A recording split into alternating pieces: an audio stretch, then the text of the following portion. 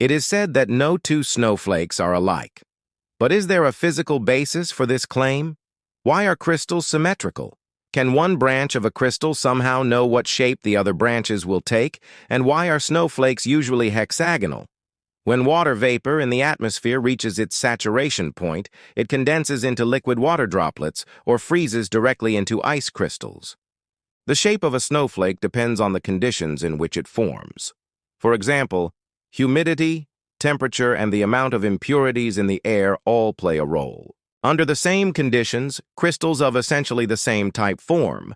But since the possibilities for variation in the arrangement of the molecules are limitless, the formation of two completely identical snowflakes would be statistically extremely rare.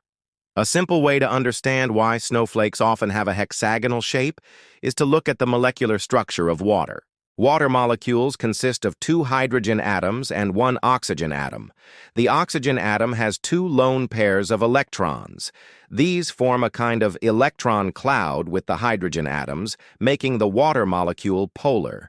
This means that the molecule has a positive and a negative end.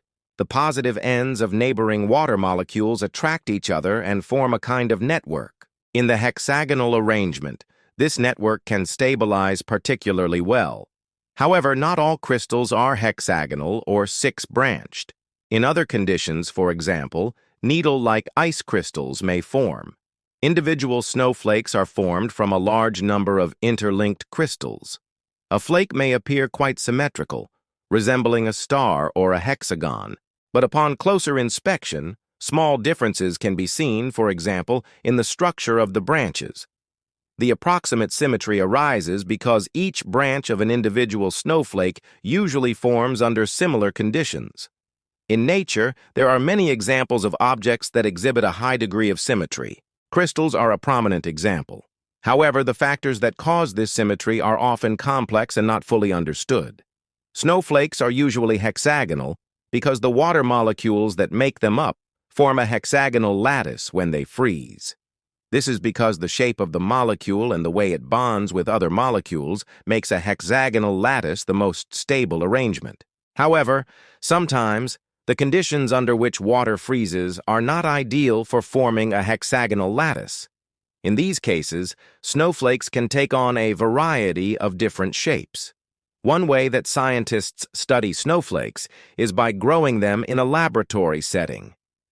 By controlling the temperature, humidity, and other conditions, scientists can grow snowflakes of different shapes. For example, if the temperature is below 0 degrees Celsius and the humidity is high, then hexagonal snowflakes will form.